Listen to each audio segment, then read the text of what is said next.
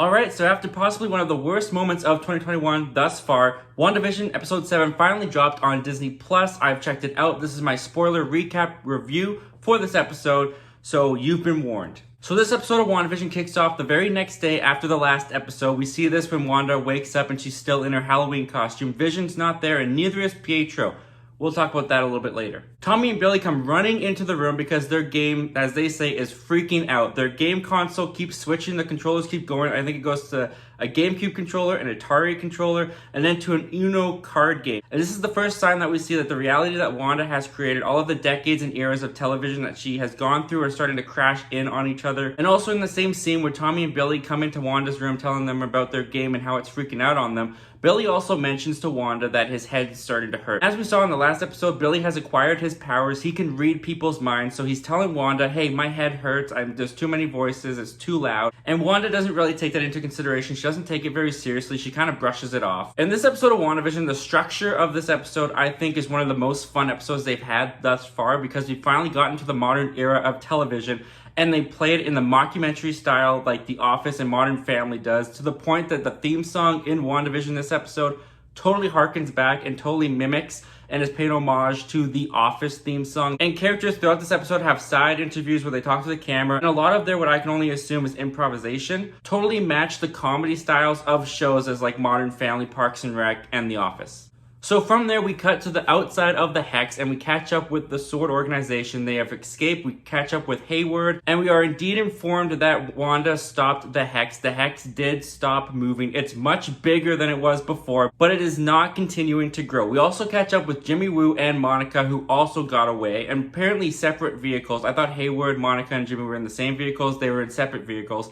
So we catch up with Jimmy and Monica, and apparently the work that Darcy has done has succeeded because they broke through SWORD's firewall and they have discovered that Hayward was actually trying to bring Vision back online before Wanda stole the body. So it appears that Hayward is trying to use Vision as a weapon. He's trying to get him back online so that he can use him as a weapon. We also cut back inside to the Hex where we meet up with Vision, who is waking up around the circus, and he immediately meets up with Darcy, who is an escape artist in this circus. He does the temple thing, he puts his fingers on Darcy's temple, snaps her awake. Together they escape the circus using this truck. And this kind of side story with Darcy and Vision, it was cool to see Vision and Darcy together, and I thought that the two actors, Paul Bettany and Kat Dennings, had some really good chemistry, and it was fun to see those characters interact. It's not all that interesting. They steal this truck from the circus, and they're trying to get back to Vision's house to see Wanda, and she's informing Vision about the events of Infinity War, how Wanda killed him, and the bad guy brought him back to life only to kill him himself, and Wanda had to watch. It's not all new information to us, it's just new information to this Vision, who later on in his interview even says that it doesn't feel like it happened to me, it feels like it happened to someone else. But for Wanda, it was mere weeks ago. So from there, they're trying to get back home, and they keep hitting every stoplight, and then they have to stop for construction, and after the construction is over, these kids have to cross the street, and Vision says, it appears that Wanda doesn't really want me to come home. She's trying to prevent me from coming home. Meanwhile, back at Wanda's house, Wanda's starting to go a little bit crazy. She's starting to go a little bit mad.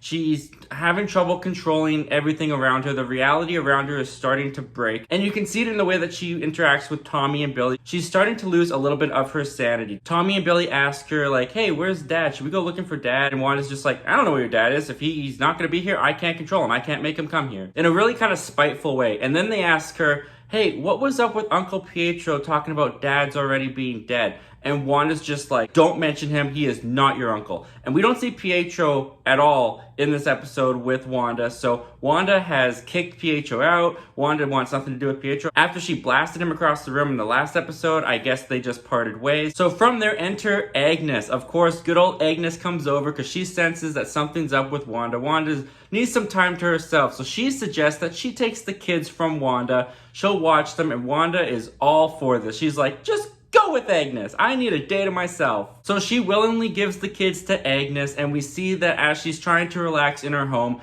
the reality keeps shifting. The television's going from a flat screen to a box TV, and the wallpaper's rolling up the walls. And even the stork makes a reappearance from episode 3. And we cut to a side interview with Wanda, and she's talking about how reality's falling apart, and she doesn't understand why she can't fix it. To which then the interviewer behind the camera talks to her and says, do you think that this is what you deserve? Which completely throws Wanda off, and she goes, you're not supposed to talk. Why are you talking? You're not supposed to talk. Meanwhile, back outside of the Hex, we have Jimmy Woo and Monica. She is meeting up with some engineer buddies of her that bring her this sword rover, and this rover is supposed to break through the Hex. So Monica gets in the space gear and she jumps inside this rover, and she starts driving the rover towards the barrier of the Hex, and when the rover gets to the Hex, it just stops in its tracks. It's almost like the Hex is too thick for this rover to break through, and it starts riding up the wall until eventually it starts being rewritten, and Jimmy Woo tells Monica, get out of there. So Monica escapes from this rover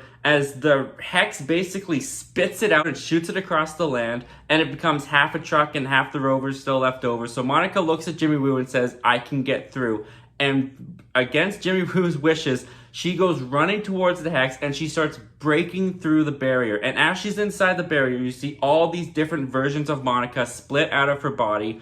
You get like all these different versions of her through the eras and decades of time and television, I guess, technically. And you get some voiceover from like the Captain Marvel movie. And as all of these Monicas start coming out of her body, she eventually pulls it all together and they snap back into one body, and her eyes open and they're blue. Like they are dark blue, and she comes bursting out of the Hex, and when she looks around, her vision is completely distorted. She basically has the vision of the Predator, and then she opens her eyes again and they go back to brown, and she runs and she immediately goes to find Wanda. So she gets to Wanda's house, and Wanda's like, what are you doing here? Like, how did you get back in? And she starts talking to her about how Hayward had these plans for Vision, and Monica, she lifts her up in the air and she's just like, I don't want to hear about that right now. Like I think she knows about Hayward's plans. This is not new information to her, but she is just like mad to see Monica again. She doesn't like when she sees Monica. So she lifts Monica up into the air, and it looks like she's about to reject her out of the Hex once again until Monica resists. She uses her newfound abilities and she resists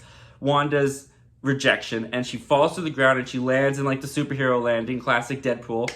Superhero landing. And it's clear from this point on, Monica has powers. She definitely has acquired some kind of power. Just like how Darcy was warning her about re-entering the Hex and how the Hex was rewriting her molecule and cellular structure. And so now she has these new powers and she is able to stand up to Wanda. And she says to Wanda, don't let Hayward make you the villain. And Wanda looks at her and says, maybe I already am. And everyone around them freezes and stands in place as they watch this confrontation between Monica and Wanda take place on Wanda's front lawn, except for Agnes. Agnes is in her house. And I forgot to mention that Agnes, while she's babysitting her kids, there's a scene where they cut back to her in the house and she's got Tommy and Billy and they're sitting on the couch watching a show.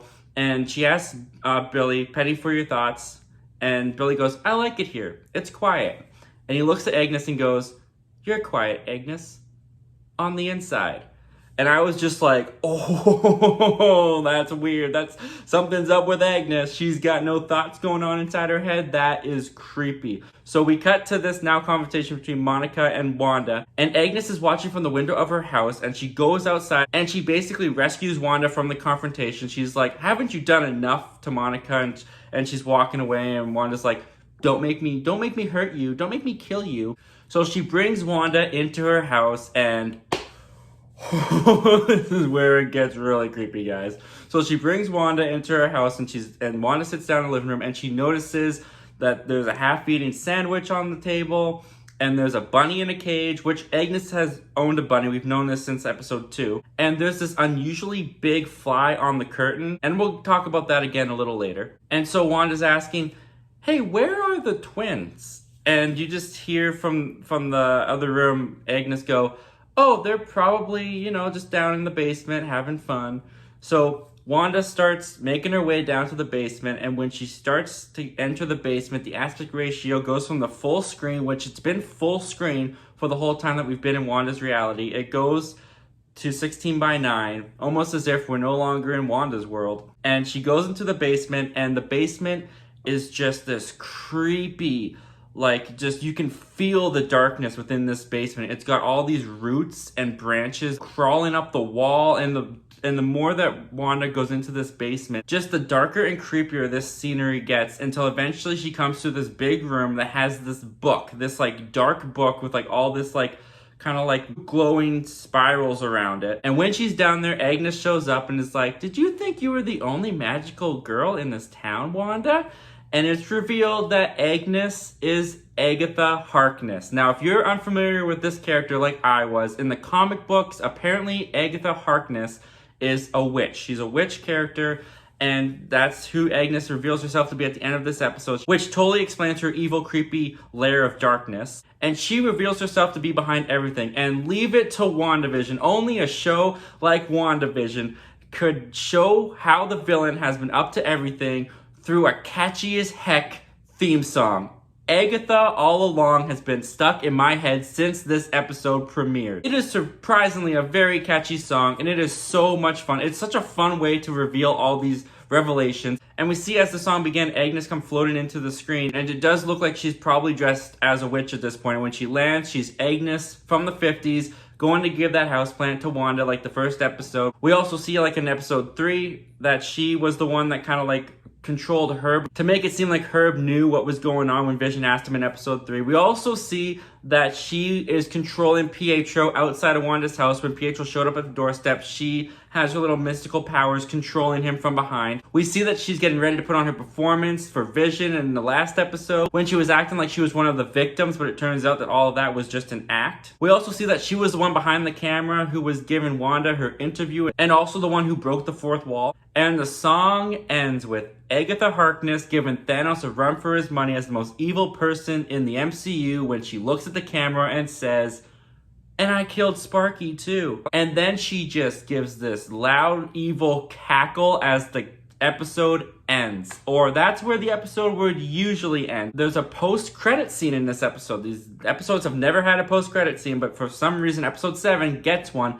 And it's Monica lurking around Agnes's house, and she finds an entryway into her basement. And as she opens it up and is about to go in, you hear behind her, "Snooper's gonna snoop." And it's Pietro. Monica turns around, and that's where the episode ends. So guys, that was WandaVision episode 7. And I will admit that after this episode ended, I did feel something that I've never felt during WandaVision. And that was a little bit of disappointment. I will be honest. When they revealed Agnes to be the villain, to be Agatha Harkness, I didn't know she was going to be Agatha Harkness. But there were hints in this episode, especially when she goes to take the kids and Billy says, like, "Your head's quiet. You don't have any thoughts." It started getting my mind going like, okay, Agnes is probably going to have a play in this. She's probably going to end up being some kind of villain. Which I will admit, I don't feel like this show needs. Like, I really liked when they were going with Wanda being the villain, Wanda behind all of this, and Wanda being the one that controlled and created all of it. And I don't think that that has necessarily been taken away from the show, because there has been a lot of evidence and proof that Wanda does have a lot of control and does know what's going on with this reality. I just don't really feel like a third party with Agnes being a villain that Wanda and Vision are probably going to team up with by the end of this episode. There's only 2 episodes left of this show, so I suspect the next episode is going to be a lot of heavy backstory on Agnes, or Agatha Harkness, I guess we have to call her now, and what exactly her role in this story is. And then I feel like the last episode is probably going to be Wanda and Vision teaming up to take her down, which I don't know. I don't feel very excited about that at the moment. Now, I could be completely wrong. They could totally go a different direction than they appear to be going in at the moment. But the next episode, I think, is going to be the one that sways me to be like, okay, I'm okay with this. Or it's going to be like, I liked where they were going with Wanda being the villain. I don't think they needed Agatha Harkness to be another villain. And I also felt like the episode didn't have much going on besides Monica getting her powers and the reveal of Agatha Harkness. For the most part, like Vision and Darcy just like driving and getting stuck in traffic where she's telling him about the events of Infinity War. It's like, that's not new information to me. It's kind of cool to see Darcy explain it to him, but it's still like, I don't understand how these characters know some of these details. Like when they were talking about Endgame as well in the episode 4 or 5, I think it was, where they were talking about how Wanda held her own against Thanos, but Captain Marvel probably could. I'm like, do they have copies of Infinity War and Endgame like I do? Because Thanos rewinded time and took the stone out of Vision's head in Wakanda. There was no news footage. There was no footage at all of that happening. Or the Avengers giving like talk show interviews about like, yeah, this is crazy, man. You should have seen what Thanos did. Like, are they on Ellen? But upon rewatch, I did enjoy this episode a lot more than I did the first time I watched it. I think there was a lot more little details in there that I missed the first time around. And this episode did not take away from the mystery still. There's still a lot of questions that came out of this episode. The biggest one probably being, where are the twins? Like, the twins were with Agnes.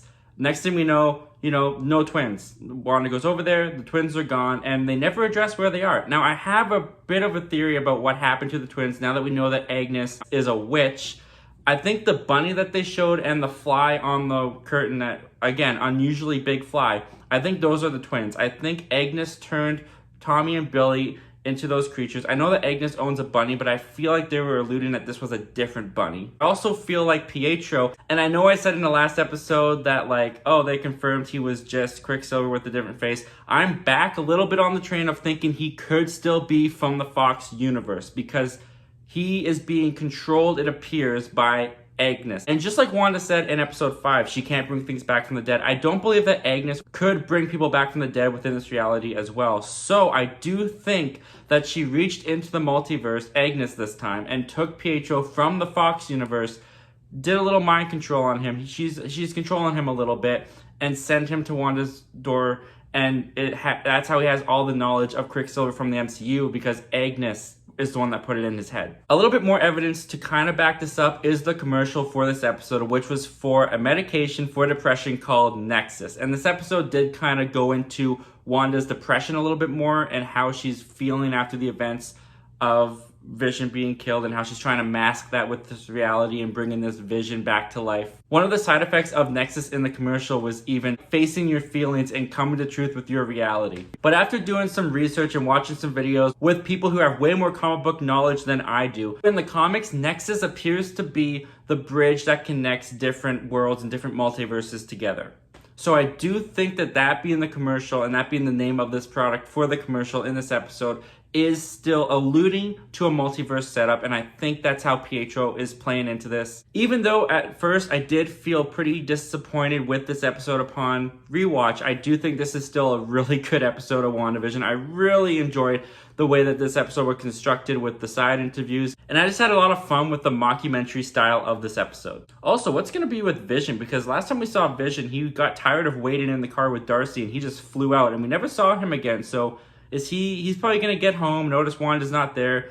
I imagine Agatha Harkness is going to have Wanda trapped, so I'm sure Vision's going to save Wanda in the next episode or by the end of the next episode. But yeah, like all the other episodes, this episode just leaves you with questions and just amazing revelations. And I'm just enjoying this show so much. I'm so sad there's only 2 episodes left, but I'm really curious and really excited to see how they pull this off. Anyway, guys, that's my recap and my thoughts and opinions on this newest episode of WandaVision. But what did you guys think of episode 7? Comment down below, let me know. And where do you think that this show is heading with episodes 8 and 9? As always, guys, thank you so much for clicking on this video and checking out my channel.